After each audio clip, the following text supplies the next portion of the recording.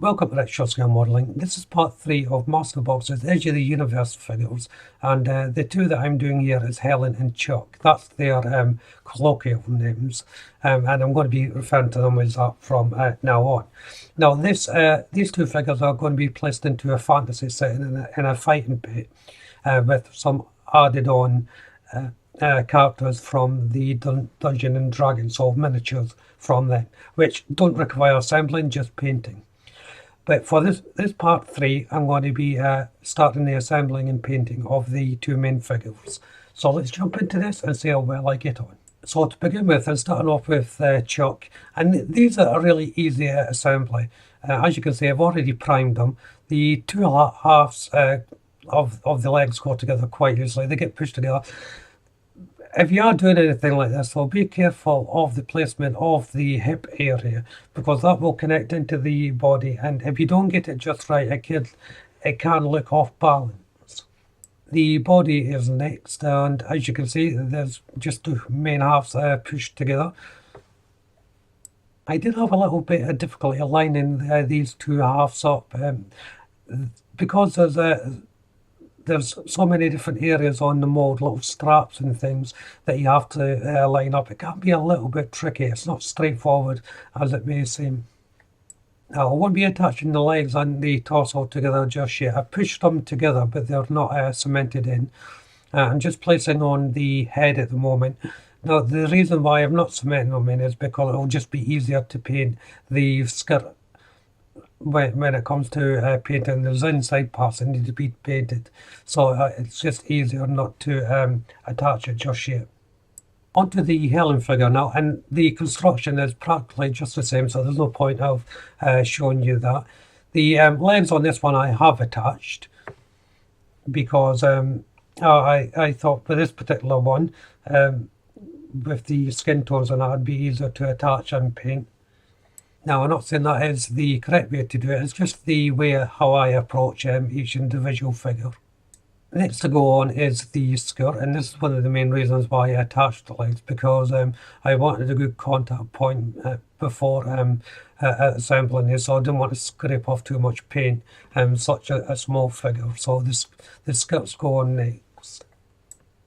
So here we have the two side by side.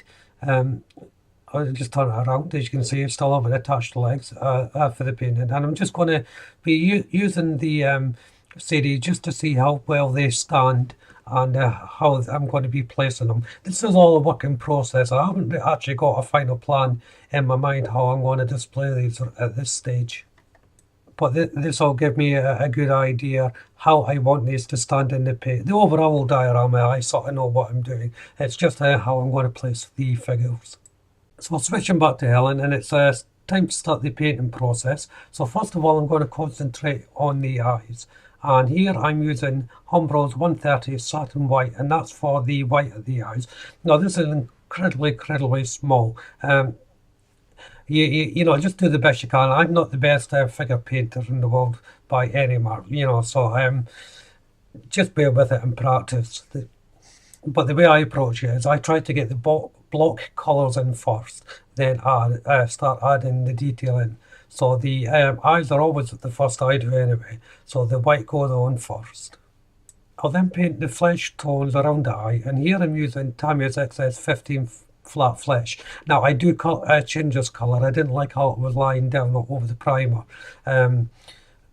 You know, but I do change it, but I'll list it as I change it. Here, the lips, I'm using Humbrol's 19 Bright Red. Now, I wanted a darker colour here, so I didn't mix the paint too well for using it. You know, when you mix paint, but when you don't mix paint, it sort of settles and you get a different tone colour. So I used that little technique just to darken the red slightly. So this is where I decided to change the flesh colour. So instead I'm using Rebel Aqua 35 flesh. You can see the different colours of tone from the face to the chest area. I prefer just the lighter flesh tone on this particular figure. Again, there's no right or wrong way for colours. If you're doing these sort of figures, they're fantasy figures, so you can paint them black or green or whatever you want, really. you know, it's entirely up to the builder. For the nipples, I'm using Rebel Aquacolor 83 Rust, so I wanted quite a dark tone for this area of the figure. There's only two tiny little dots that I'm using, so I needed those areas to stand out. Here I'm using Rebel Aquacolor 84 Leather Brown, and this is for the straps around the body. Now she has a sort of collar around her neck, so I'm using that same colour for that as well. I was debating whether to have a lighter colour for the straps instead of the dark leather brown, but I like the contrast against the pale skin tone, so I decided just to keep with that colour. For the waistband, I tried to decide what colour to do that, whether to go gold or a different colour. In the end, I decided to use Rebel Aquacolor 93 Copper. Now, the reason for this was, in the picture it looks gold, but gold I'll take about 3 or 4 coats for the colour to come through. So I didn't want to spend that sort of time on it, so I decided to go for the copper, and I actually quite like the effect. And I think the contrast with the skirt is quite good. And for the skirt, it's Umbro 19 Bright Red once more. This time I did mix the paint up. I wanted the lighter colour of the red. They call it bright red, but it really isn't bright red. It's a more duller tone than what you would class as a bright red. And as I said, the red helps the copper stand up quite well. I'll just turn it around there so you can see. So placing Helen to one side to dry, moving on to chalk, and as you can see here, I'm painting the legs, and the colour I'm using here is Rebel Aquacolor 86 Olive Brown. This is my chosen skin colour for this figure. So once more, starting off with just painting in the block colours. The eyes are slightly different on this figure, so I don't have to worry so much about the eyes. Now that the torso is dry, I'm moving on to the skirts, and I'm using Rebel Aquacolor 37 Reddish Brown for this. The other straps around the skirts, these are painted in Rebel Aquacolor 17 African Brown, so a different contrast in the leather colour from the Helen Carter. Just so that both figures are different. There's various straps and buckles around the leather part of the armour, so I have to paint these in a contrasting colour, so I'm using Rebel Aquacolor 83 Rust for this. The parts that I'm painting on the arms here, like the armbands, they're quite small. I don't think the camera's got to pick them up too well, but you'll see them better once they are on the actual figure themselves. And that's the same colour on the front of the leg for the shin guards. And to give that contrast, the main boot colour will be Rebel Aquacolor 381 Brown Silk. So it's all variations in tones on the colour brown. Onto the weapon, and I'm painting this with Rebel Aquacolor 91 Steel. I was tempted to use silver on the blade, but I think the steel colour is more realistic. And then I'm going back to Rebel Aquacolor 17 African Brown for detailing more of the strap work and leather parts. And I'm using the same colour on the back of the boots that hold the shin guards around the leg.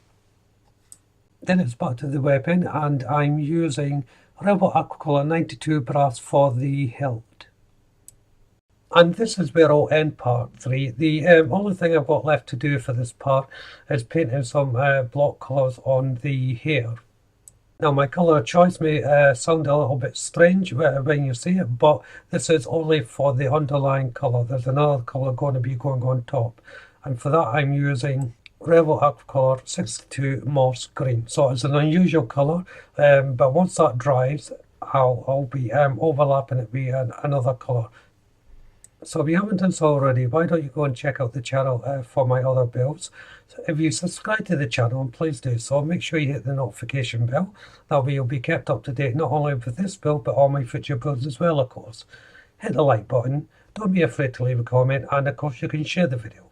But for now, thank you all very much for watching. Bye bye.